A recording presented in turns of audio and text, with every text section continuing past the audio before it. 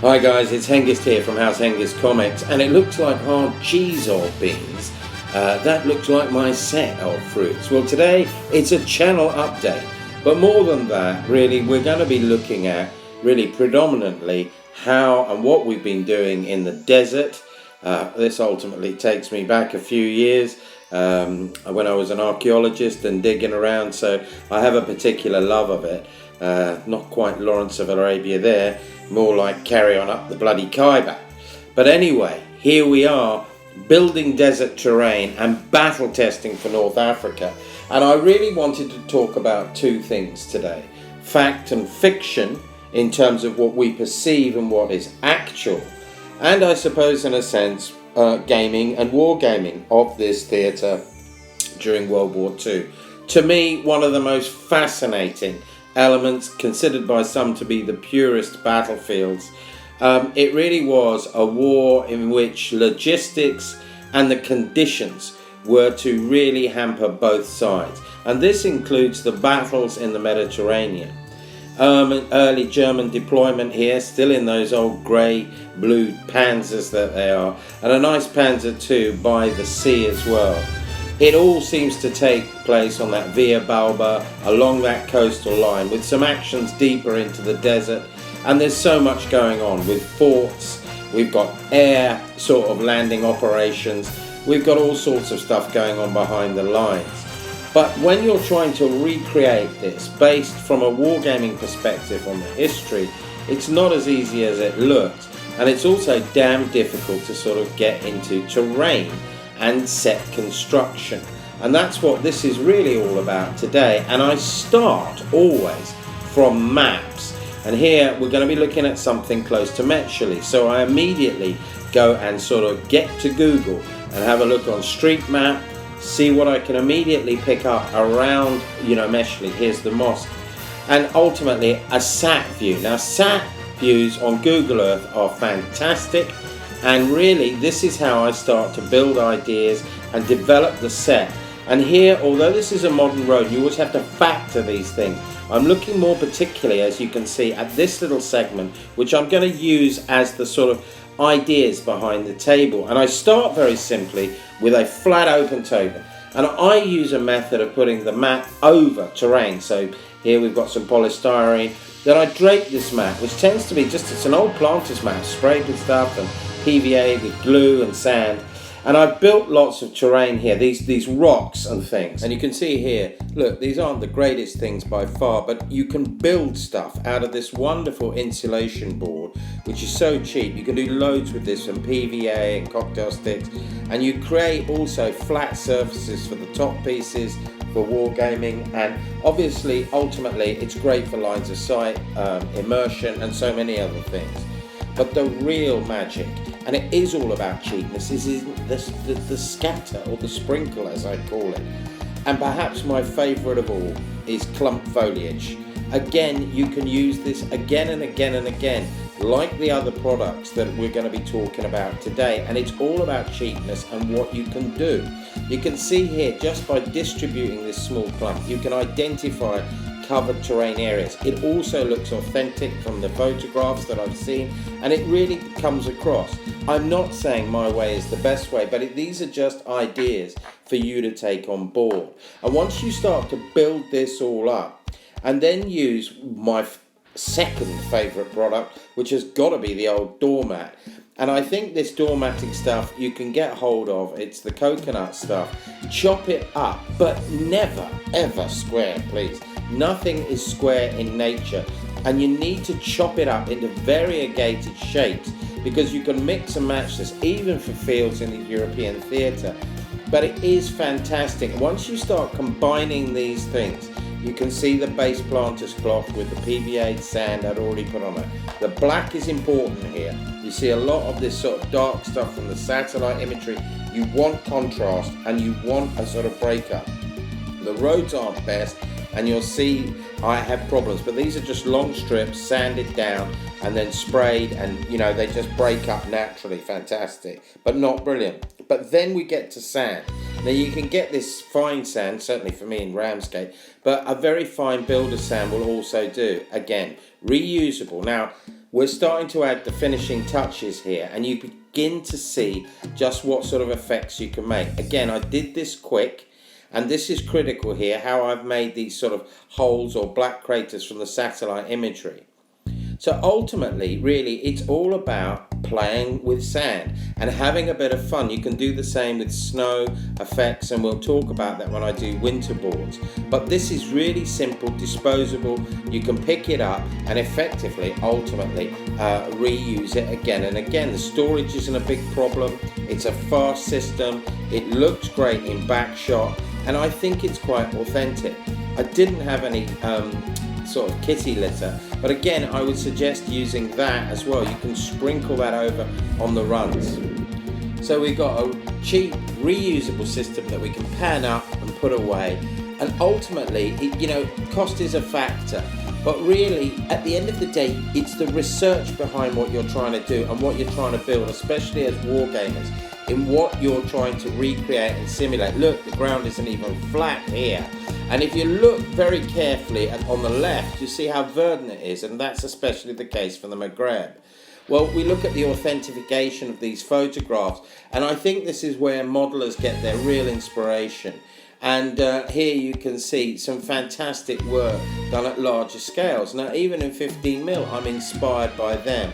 And I'm always trying to build the factors that go into this, the logistics, the wear and tear, the bogging down of vehicles. All of these are real problems in the desert, and they will frustrate and cause problems in war games, and so they should. Getting that research about Italian guns that are captured on Marmington Herrington, it's important, and ultimately using all the different types of vehicles that are likely to be used. But you want key terrain, you want terrain that's fought over, especially in the desert. High points were critical. And rough ground as well. It forms as a barrier for defence. So the next step is really remote testings. And what I decided to do here was use Messenger, as simple as that, using a video sort of conference call. And effectively I sent this image out, dividing it into quarters so they could easily refer to numbers. And we just talked and played through the game with the players rolling the dice. It was very straightforward and very simple. So I'm just going to get straight really into the battle action today, because I'm not going to do a full report. This isn't a full set, but I want you to have a quick look. Here are the British on their way back to that small defile, racing towards the enemy. Final touch is in. As you can see, there's the minefield. I've shoved in a sign to El Duce, and obviously a couple of lampposts and signs. People always need to read these, like beware mines. You can see with the white dots as well, when I zoom out, these are just the objectives and targets that he needs to execute. And ultimately here in the van are his Kratschützen, effectively racing up as well in the reconnaissance. Much dust. Dust does come into the game when troops are moving through off-road, gives concealment to units behind them, so rather important. Here we go, that's the final set. It's going to be fun. 12 turns with the Germans under test. Here's the battle deck, God knows what's in it, and we'll see how they use the cards, how they use the situation, deal with the friction, and basically secure their objectives. So, over and out from me. Let's now look at the German armoured car company with 4 rads and 8 rads and some Kratschützen against the British armoured car company with a carrier platoon containing a very limited amount of infantry. The British basically get to go first and move straight on, taking advantage of the reconnaissance move, getting up there quickly. They're trying to get past the El Duce and then fan out and take both parts of the high ground. You can see the Kratschützen, they are to then respond in the reconnaissance phase, and then they get the first turn and move off onto the flanks. They also start to draw effectively a card, and that is a strafing run, which they play straight against the Bren carriers. But the Bren carriers are armed, with those MGs already hoisted onto the firing stand, and effectively they open fire against the Italian fighter and unbelievably shoot her out of the sky. It looked like a really bad omen for the Germans straight off, and we rolled some dice and she crashed some 40 inches away. Pilot killed, burnt up, wrecked, but counts on the table now. You can see the Germans now moving up their platoons as they come onto the table. They're fanning out and decide to go straight down the defile part of the road and secure that white objective you can see centrally. The others on the flank start moving up. These are just the MG armed. And we get British artillery ranging in. A bale of 3 pins puts the crew outside one vehicle. Although in bulletproof cover or hard cover, they can now be shot at as a target as well. We can see here from this shot the second platoon coming up with the 2IC in the radio 8-rad. Marmington Harringtons are now sort of swarming forwards basically. When we get by card the arrival of Erwin Rommel, who effectively turns up much to the terror of one of the German commanders, always at the front historically. Very interesting, he comes with a machine gun platoon and it straight away starts pushing forward aggressively, and it's really great to see as really the British start to come under pressure, even though the German centre is weak and they're under heavy artillery fire. The British really don't have sufficient forces, and now Rommel is here, who can basically increase the range of displacement, or stormtrooper, who can do loads of things. It's really worrying as the Germans, start aggressively mounting on the left flank and attacking heavily. Okay, at the centre they're under withering fire. They've lost 3 vehicles.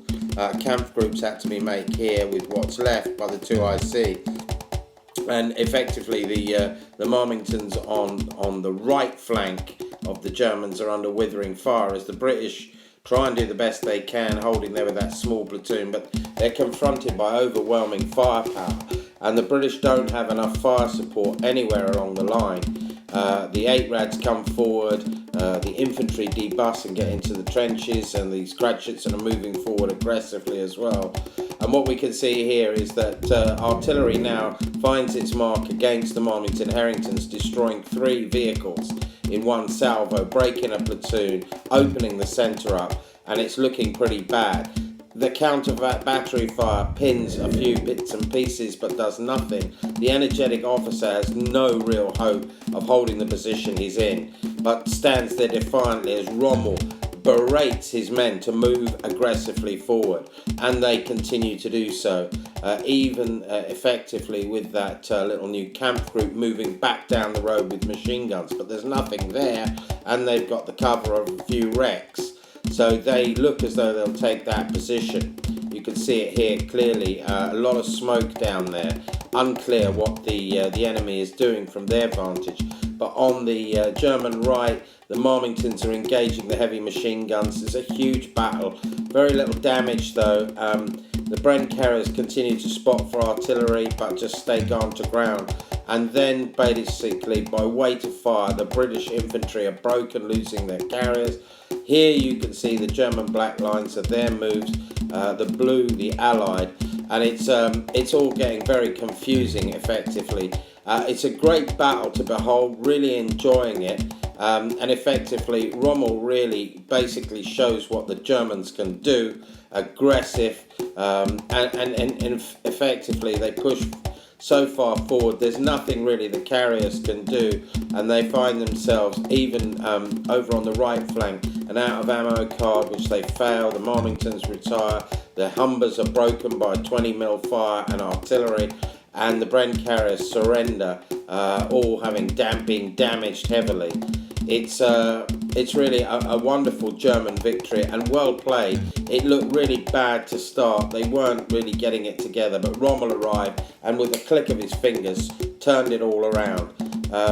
Brilliant. So what can we say in postscript? Really enjoyed it. Researching gives us the facts, the ideas are there. Try and make these sets as best as we can. I think that's what we've got to do. that inspires us so that we produce great terrain with our great models. And it's all about that at the end of the day.